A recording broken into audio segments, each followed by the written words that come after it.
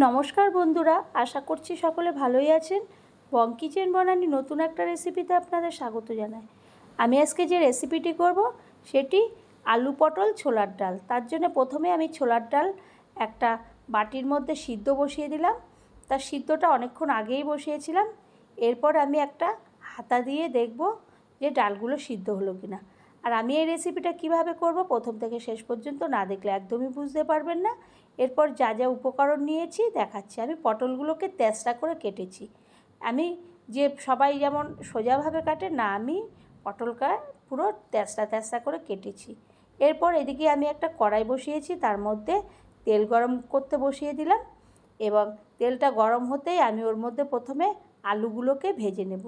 লাল লাল করে একদম ভালো করে সুন্দর করে আলুগুলো ভেজে নেব। এপিট ওপিট করে সুন্দরভাবে ভেজে তারপরে একটা হাতা, যেই হাতাটা দিয়ে ভাজছি সেই হাতাটা দিয়ে তেল ছেঁকে ছেঁকে তুলে নেব।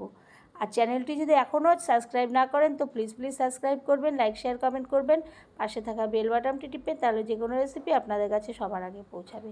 এরপরে আলুগুলোকে আমি ভালো করে লাল করে ভাজলাম। ভেজে এবার হাতা দিয়ে তেলগুলোকে ঝরিয়ে ছেঁকে আমি একটা প্লেটের মধ্যে তুলে নেব। এইভাবে সমস্ত আলুগুলোকে আমি তুলে নেব। তারপরে ওই তেলের মধ্যেই আমি দিয়ে দেব পটলটা ভাজতে দিয়ে দেব। তারপর পটলটা আমি দিয়ে দিলাম। এইভাবে পটলটাকেও ভালো করে লালচে করে আমি ভেজে নেব, কিন্তু আমি হলুদ আর নুন এখন কিছু ব্যবহার করিনি, এমনিভাবেই তেলের মধ্যে ভেজে নেব। তা আমি পটলগুলোকেও ভালো করে এপিট উপিট উল্টে পাল্টে সুন্দর করে লালচে করে ভেজে নিচ্ছি।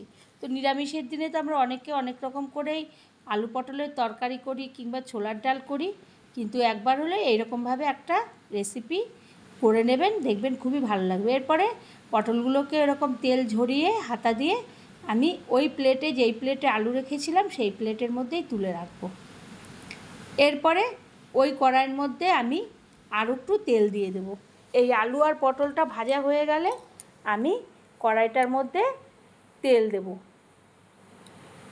কারণ এটা ভাজতে গিয়ে তেলটা একটু উবে গেছিলো বা।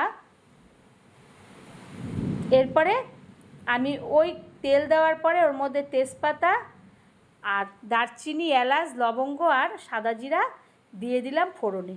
ওটা একটু ভাজা গন্ধ বেরাতে দিয়ে দেব আদা, গ্রেট করা আদা দিয়েছি। আদাটাও একটু ভাজা ভাজা হলে আমি দিয়ে দেব হিংটা দিয়ে ভালো করে যখন কষানো একটা ভাজা ভাজা গন্ধ আসবে তখন আমি ওর মধ্যে একটা টমেটোকে কুচি কুচি করে কেটে রেখেছিলাম, একটা পিসকে দুই ভাগ করে সেরকমভাবে টমেটো দিয়ে দেবো। টমেটোটা যখন একটু ভাজা ভাজা হয়ে যাবে, নরম হয়ে আসবে, তখন আমি ওর মধ্যে হলুদের গুঁড়ো, জিরের গুঁড়ো আর দিয়ে দেবো লঙ্কার গুঁড়ো, ধনের গুঁড়ো আর লবণ দিয়ে ভালো করে ওই মশলাটাকে কষিয়ে নেব। মশলার থেকে যখন তেল ছাড়তে শুরু করবে, কষানো হয়ে যাবে, তখন আমি ওর মধ্যে যে ছোলার ডালটা সিদ্ধ করে রেখেছিলাম ওটাকে জল ঝরিয়ে আমি ওই ছোলার ডালটাকে দিয়ে দেব। দিয়ে এবার হাতা দিয়ে ভালো করে মশলা টমেটোর সঙ্গে ভালো করে কষিয়ে নেব। এরপরে ওটা যখন একটু কষা কষা হয়ে যাবে তখন আমি ওর মধ্যে লঙ্কা চিড়ে রেখেছিলাম সেই লঙ্কাগুলোকে দিয়ে দেবো, কাঁচা লঙ্কা। এরপরে আবারও আমি হাতা দিয়ে ভালো করে নাড়াচাড়া করে নেব ওই ফোড়নের সঙ্গে, তারপরে ছোলার ডাল, টমেটো সমস্ত কিছুকে।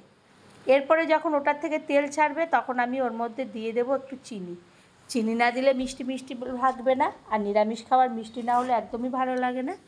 সেই কারণে ওটার থেকে যখন চিনিটা দেওয়ার পরে একটু তেল ছাড়বে তখন আমি আলু পটলটা যে ভেজে রেখেছিলাম সেইটাকে দিয়ে দেবো। তাই এইরকম একটা রেসিপি আপনি ভাত, রুটি, পরোটা যে কোনো কিছু দিয়েই অনায়াসে খেয়ে নিতে পারবেন।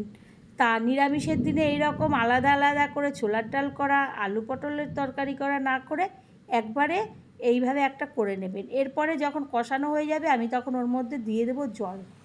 কিছুটা জল দিয়ে ভালো করে নাড়াচাড়া করে সমস্ত মশলাকে চারিপাশ থেকে কাছিয়ে এনে গ্যাসটাকে একটু সিমে দিয়ে একটা থালা দিয়ে আমি ঢাকা দিয়ে দেবো। আমি 10 মিনিট পরে ঢাকনাটাকে তুলে নেব। আলুটা ভাজার সময় প্রায় সিদ্ধ হয়ে গেছিলো, আর পটল একদমই সিদ্ধ হতে সময় নেয় না, ডাল তো সিদ্ধই করা ছিল, তার ফলে বেশিক্ষণ একটা সময় নেবে না।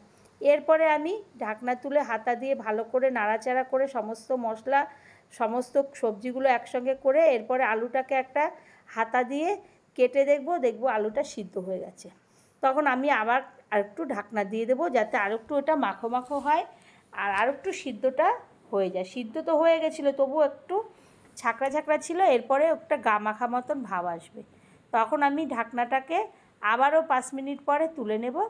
তুলে আমি হাতা দিয়ে ভালো করে নাড়াচাড়া করে নেব। এরপরে দিয়ে দেব আমি ঘি। গরম মশলা তো ফোড়নেই দিয়েছিলাম, এরপরে আমি ঘিটা দিয়ে দেবো। ঘিটা দিয়ে ভালো করে নাড়াচাড়া করে এরপর গ্যাসটা বন্ধ করে দেবো, কারণ যদি জ্বালানো থাকে ঘিয়ের গন্ধটা উবে যাবে। এরপরে আমি কিছুক্ষণ পরে একটা প্লেটের মধ্যে এই আলু পটল ছোলার ডাল তুলে নেব।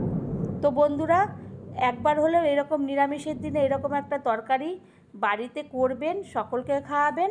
যদি ভালো লাগে আবারও কোনো রেসিপিতে দেখা হবে। ততক্ষণের জন্য ধন্যবাদ।